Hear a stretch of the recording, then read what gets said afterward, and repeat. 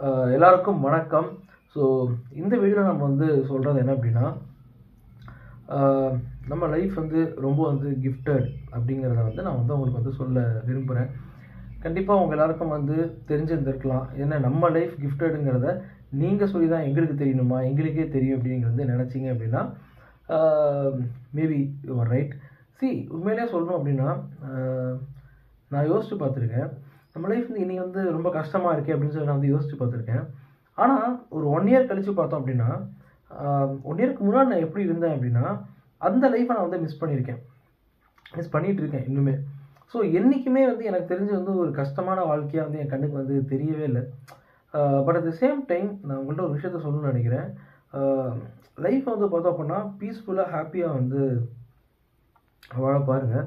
மெயினாக நான் சொல்கிறது என்ன அப்படின்னா, நீங்கள் வந்து ஹாப்பியாக இல்லை அப்படின்னா உங்கள் லைஃப்பில் நீங்கள் வந்து தோத்துட்ருக்கீங்க அப்படின்னு வந்து அர்த்தம்.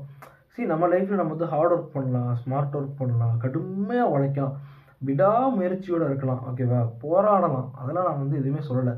ஓகே, உங்கள் கோல்ஸ் நோக்கி நீங்கள் போங்க, என்ன வேணால் பண்ணுங்கள். But at the end of the day நீங்கள் ஹாப்பியாக இல்லை, ரிலாக்ஸ்டாக இல்லை, ஸ்ட்ரெஸ் இல்லாமல் இல்லை, இது எல்லாத்தையுமே ஞாபகம் வச்சுக்கோங்க. ஸ்ட்ரெஸ் இல்லாமல் இல்லை, ரிலாக்ஸ்டாக இல்லை, ஒரு மாதிரி வந்து என்ன சொல்கிறது, டென்ஷனாகவே இருக்கீங்க, பதட்டமாகவே இருக்கீங்க, சந்தோஷமாக இல்லை, எதுக்குமே டைம் ஒதுக்க முடியலன்னா உங்கள் லைஃப்பில் நீங்கள் தோத்துட்ருக்கீங்க அப்படின்னு தான் அர்த்தம். நீங்கள் உங்கள் லைஃப்பில் எவ்வளவு செல்வத்தை வேணால் சேர்க்கலாம், எவ்வளோ பொன், கோல்டு, இடம் என்ன வேணால் நீங்கள் வந்து வாங்கலாங்க. ஓகே, அதை பற்றி நான் பேசவே இல்லை. But at end of the day உங்கள் லைஃப்பில் நீங்கள் சந்தோஷமாக இல்லை, பீஸ்ஃபுல்லாக இல்லை, மன அமைதியோடு இல்லை, அதே மாதிரி எப்போ பார்த்தாலும் எதையோ நோக்கி ஓடுற மாதிரியே இருக்குது அப்படின்னா, ப்ளீஸ் தயவு செஞ்சு அப்படிப்பட்ட ஒரு வாழ்க்கை வாழ்கிறத, அந்த வாழ்க்கை முறையை மாற்றுங்க. அதான் நான் சொல்கிறேன். வேறு அந்த வாழ்க்கையை வாழாதீங்கன்னு நான் சொல்ல வரல. அந்த வாழ்க்கை முறையை வந்து தயவு செஞ்சு வந்து மாற்றுங்க, ஓகேவா. நம்ம வந்து சந்தோஷமாக வாழணும், ஹாப்பியாக வாழணும், பீஸ்ஃபுல்லாக வாழணும், மன அமைதியோடு வாழணும். இதுதான் நம்முடைய அல்டிமேட் கோலே, ஓகேவா. ஸோ அதுக்கு தான் இந்த நிலம், பணம். பணம் வந்து இப்போ நமக்கு வந்து ஒரு மெடிக்கல் ஃபெசிலிட்டி தேவை, எஜுகேஷன் தேவை, பணம் தேவை, நான் இல்லைன்னு சொல்ல. ஆனால் எஜுகேஷன், மெடிக்கல் ஃபெசிலிட்டியை தாண்டி பணம் சேர்த்துக்கிட்டே எதுக்கு சேர்க்குறோம் அப்படிங்கிறது தெரியாமல் அதுக்கு பின்னாடி ஓடி சந்தோஷத்தை இழந்து, இப்போ ஹெல்த்தை ஏன் பார்த்துக்கிறோம், சந்தோஷமாக இருக்க. ஆனால் இன்றைக்கி வந்து சந்தோஷத்தையே மறந்து, ஹெல்த்தை மறந்து, பணத்தை பின்னாடி ஓடி எதுக்கு இதெல்லாம் நான் சொல்கிறேன் அப்படின்னா, டுடே இஸ் கிஃப்டட் அப்படிங்கிறதுக்காக தான் நான் சொல்ல வரேன். இப்போ நீங்கள் வந்து 2025 நான் அக்டோபர் ஏதோ ஒரு டேட்டில் எடுத்துகிட்ருக்கேன். டெஃபினட்டாகவே 2026 இன்றைக்கி நாள் வந்து எனக்கு கிஃப்டடாக தான் இருந்திருக்கும். கண்டிப்பாக நான் இப்போ 2026 அடுத்த வருஷம் தான் யோசிப்பேன் அப்படிங்கிறத என்னால் உறுதியாக சொல்ல முடியும். இன்னுமே நான் சொல்ல போனால் எனக்குன்னு என் லைஃப்பில் வந்து கஷ்டமான காலங்கள்ங்கிறது இருந்திருக்கு. ஒரு 6 மாதம் ஒரு 2-3 வருஷத்துக்கு முன்னாடி நினைக்கிறேன். அந்த 6 மாதத்தில் ஒவ்வொரு நாளும் எனக்கு நரகமாக தான் இருந்துச்சு, ஒவ்வொரு நாளும் வேதனையாக தான் இருந்துச்சு. ஆனால் இப்போ நான் யோசித்து பார்த்தா அந்த 6 மாதத்தில் கூட சந்தோஷமாக இருந்திருக்கிறதுக்கு ஒரு சில காரணங்கள் இருக்க தான் செஞ்சுது. ஸோ அதுதான், ஒன்று இருந்தால் ஒன்று இருக்காதுங்கிறது வேறு விஷயம். பட் வந்து ஒவ்வொரு நாளும் கிஃப்டடுங்கிறதா நான் சொல்ல வரேன். இன்றைக்கி நம்ம வந்து இருக்கோம்னா இன்றைக்கி கிஃப்டட் மீன்ஸ் நான் என்ன சொல்ல வரேன் அப்படின்னா, இந்த நாளை நம்ம வாழ்கிறதுக்கு திரும்ப ஆசைப்படுவோம். அதுதான் நான் அந்த வீடியோவோட ஒரு அல்டிமேட்டாக நான் சொல்லக்கூடிய தீம் அதுதான். ஒவ்வொரு நாளையும் நம்ம திரும்ப வாழ ஆசைப்படுவோம். அதனால் அன்றைக்கே நீங்கள் வந்து சந்தோஷமாக வாழுங்க. அதான் நான் வந்து சொல்ல வரேன். எந்த நாளுமே சபிக்கப்பட்ட நாள் கிடையாது. No day is a bad day அப்படிங்கிறத நான் சொல்ல வரேன்.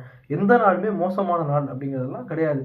ஏதோ ஒரு விதத்தில் அது உங்களுக்கு ஒரு பேட் டேவாக இருந்தால் கூட அது உங்களுக்கு ஒரு கண்டிப்பாக ஒரு வேல்யூபிளான எக்ஸ்பீரியன்ஸை உங்களுக்கு வந்து தந்திருக்கும். இப்போ எனக்கு வந்து ஒரு 4 டேஸ் முன்னாடி ரொம்ப மோசமான ஒரு நாள் இருந்துச்சு.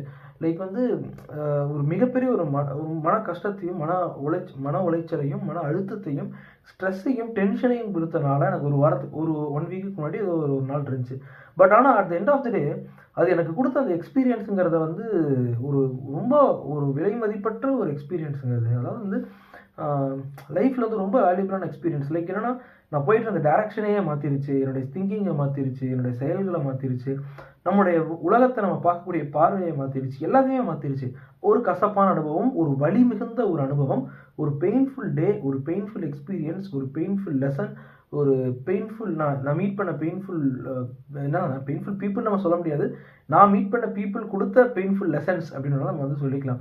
அப்போ எந்த நாளுமே மோசமான நாள் கிடையாது. ஒவ்வொரு நாளும் கிஃப்டட் டே தான். அப்போ இந்த நாள் நீங்கள் வந்து நோட் பண்ணி வச்சுக்கோங்க. கண்டிப்பாக நீங்கள் இந்த நாளை கண்டிப்பாக நீங்கள் திரும்பி வாழ ஆசைப்படுவீங்க. ஓகேவா?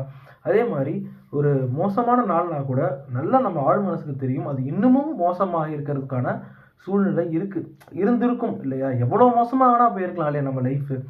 நான் இன்னைக்கு உங்கள்கிட்ட பேசிகிட்டு இருக்கேன் அப்படின்னா எனக்கு அதுவே வந்து சந்தோஷமாக தான் இருக்குது. I am gifted. நான் உங்கள்கிட்ட பேசிகிட்டு இருக்கேன். கடவுள்னு சொல்கிறதா இயற்கைன்னு சொல்கிறதான்னு தெரியல. ஏதோ ஒரு விதத்தில் என்னை உங்கள்கிட்ட பேச வச்சுருக்காங்க. ஏன்னா இந்த பேசுகிற சூழ்நிலை கூட இல்லாமல் நம்மளை வந்து ஆக்கியிருந்தா நம்ம என்ன ஆயிருப்போம் அப்படிங்கிறது தான் கொஷின். ஏன்னா ரொம்ப நெகட்டிவாக பேச நினைக்காதீங்க. எவ்வளோ கிஃப்டட் நீங்களும் நானும் அப்படிங்கிறத நான் சொல்கிறதுக்காக தான் இதை நான் சொல்கிறேன். ஓகே. ஸோ இந்த வீடியோ உங்களுக்கு ஹெல்ப்ஃபுல்லாக இருந்திருக்குன்னு நான் வந்து நினைக்கிறேன்.